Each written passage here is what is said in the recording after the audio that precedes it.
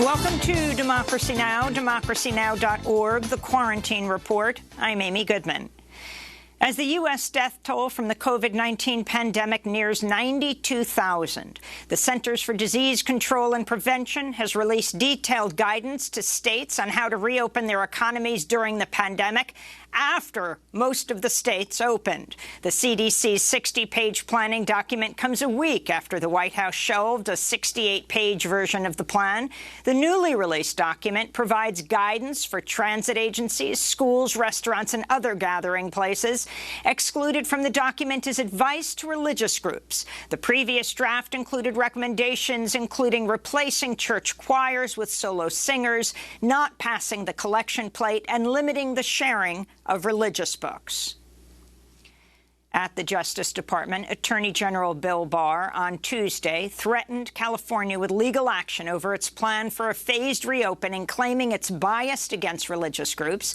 This comes after the CDC published a case study that found 35 of the 92 people who attended services at a rural church in Arkansas in March tested positive for the coronavirus, leading to 3 deaths. In Florida, the lead software developer for the state's coronavirus data portal says she was forced to resign after she refused to censor information about Florida's outbreak. Rebecca Jones told CBS 12 News she was pushed out of her job as architect of Florida's COVID-19 dashboard after she declined to, quote, manually change data to drum up support for the plan to reopen, unquote. In Georgia, Republican Governor Brian Kemp was forced to apologize after a state website falsely showed a downward trend in COVID-19 infections. A bar chart published by the Georgia Department of Public Health had dates along the x-axis reordered, creating the illusion of a decline in cases. Democratic state representative and microbiologist Jasmine Clark told reporters, quote, sadly, it feels like there's been an attempt to make the data fit the narrative, and that's not how data works, she said. Treasury Secretary Steve Mnuchin testified Tuesday before the Senate Banking Committee and warned the U.S. economy could face permanent damage if businesses don't begin to reopen soon. During the hearing, Democratic Senator Sherrod Brown of Ohio questioned Mnuchin about putting the lives of workers at risk. How many workers will die if we send people back to work without the protections they need? How many workers should give their lives to increase the GDP or the Dow Jones by 1,000 points? No workers should give their lives to do that, Mr. Senator, and I think your characterization is unfair. The state of Nebraska has announced workers in meatpacking factories account for about a quarter of the state's confirmed coronavirus cases. 2,600 meatpackers have tested positive in Nebraska. 8 have died. Meanwhile, President Trump claimed on Tuesday meatpacking plants are, quote, cleaner than they've ever been, unquote. The majority of meat packers are immigrants. Here in New York, protesters marched through the Bronx Tuesday, demanding that Governor Andrew Cuomo create a relief fund and cancel rent payments for laid-off workers during the lockdown. In New Orleans, activists are demanding city officials expand a program to provide hotel rooms for unhoused people during the pandemic. This is community organizer Cole Williams.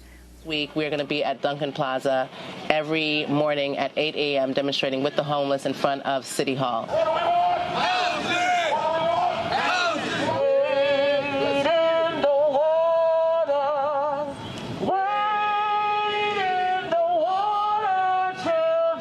There's a deep lack of concern for the houseless, and there's a deep lack of concern about what's happening to Black people during this pandemic. A federal judge in Texas has ruled all voters in the state will be allowed to vote by mail during the pandemic. The Republican Attorney General of Texas has announced plans to appeal the ruling, which came in a case brought by the Texas Democratic Party.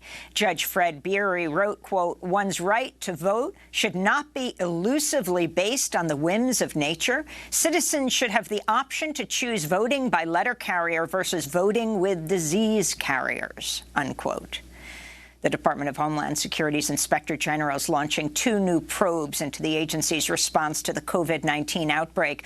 One probe will investigate how FEMA, the Federal Emergency Management Agency, has dealt with the crisis. The second probe will focus on the treatment of immigrants held at Customs and Border Protection and Immigration and Customs Enforcement facilities. ICE reported last week at least 1,145 immigrants in their custody have tested positive for COVID-19 across U.S. immigration jails.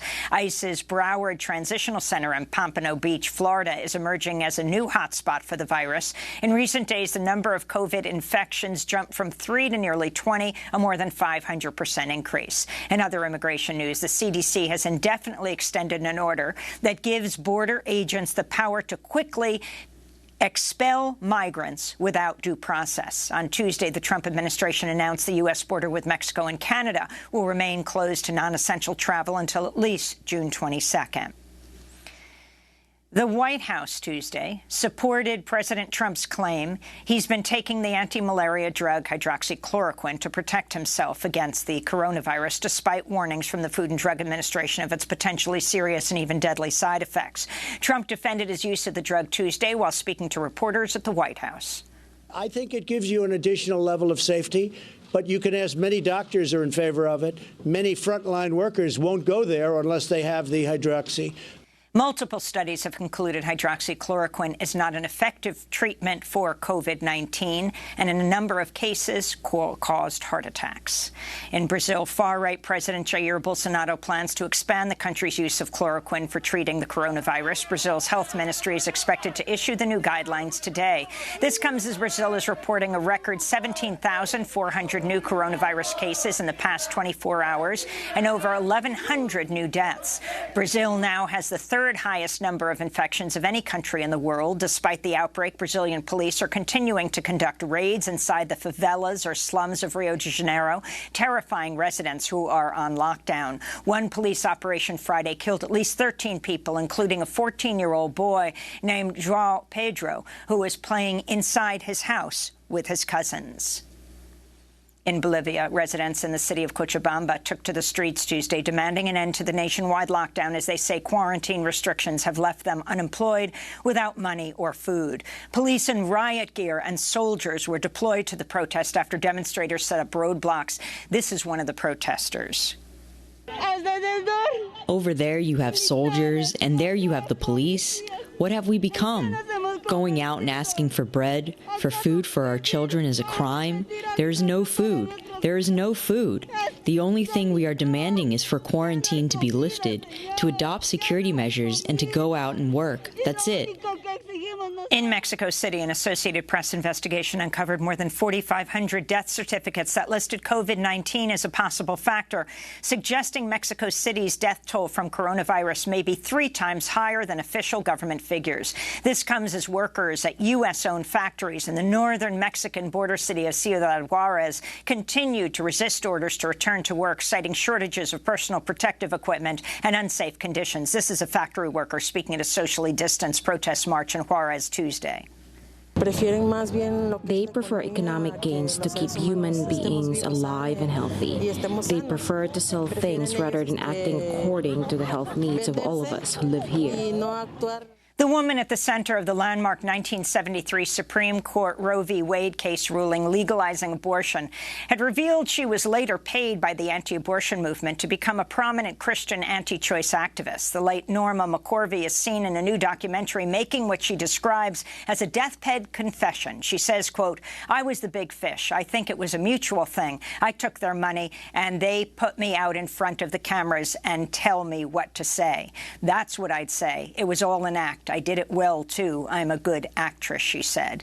The film, a.k.a. Jane Roe, reveals McCorvey received at least $450,000 in gifts from the anti-abortion movement. Johnson & Johnson says it has stopped selling its brand of talcum powder in the United States and Canada. In 2018, a Reuters investigation found the pharmaceutical giant knew as early as 1971 that some of its talcum powder contained dangerous levels of asbestos, but covered up its findings about the deadly carcinogen. It has faced thousands and thousands of lawsuits. In Hungary, lawmakers approved a new law Tuesday ending the legal recognition of transgender and gender nonconforming people, instead basing gender on people's genetic makeup. In a statement, Amnesty International wrote, quote, "This decision pushes Hungary back towards the dark ages and tramples the rights of transgender and intersex people."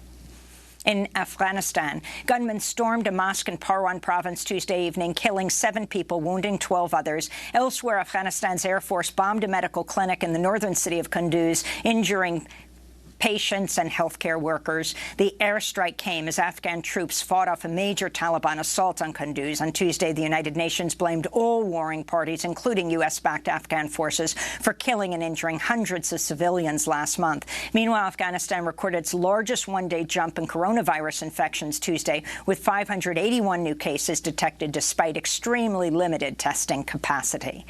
Authorities in eastern India and Bangladesh struggle to evacuate hundreds of thousands of people as super cyclone Amphan hammers the region. Evacuation efforts have been hampered by social distancing and other rules aimed at preventing the further spread of the coronavirus.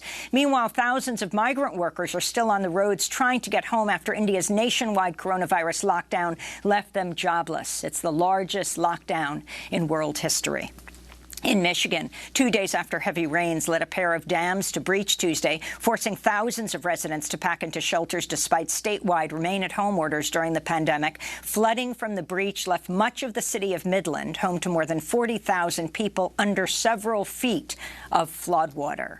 Even under this pandemic, they had to crowd into shelters. And in the Netherlands, dozens of climate activists followed social distancing guidelines Tuesday as they protested outside the headquarters of Shell Oil in The Hague, where the fossil fuel giant held its annual shareholder meeting. This is Greenpeace organizer Helena Spiritus. We're in front of Shell's headquarters because we are in the middle of a climate crisis, we are in the middle of a biodiversity crisis and a pandemic, and Shell's still behaving as is business as usual. And those are some of the headlines. This is Democracy Now!, democracynow.org, The Quarantine Report. I'm Amy Goodman in New York City, the epicenter of the pandemic, with my co-host Juan Gonzalez, who's sheltering at home in New Brunswick, New Jersey, the second most impacted state. Hi, Juan.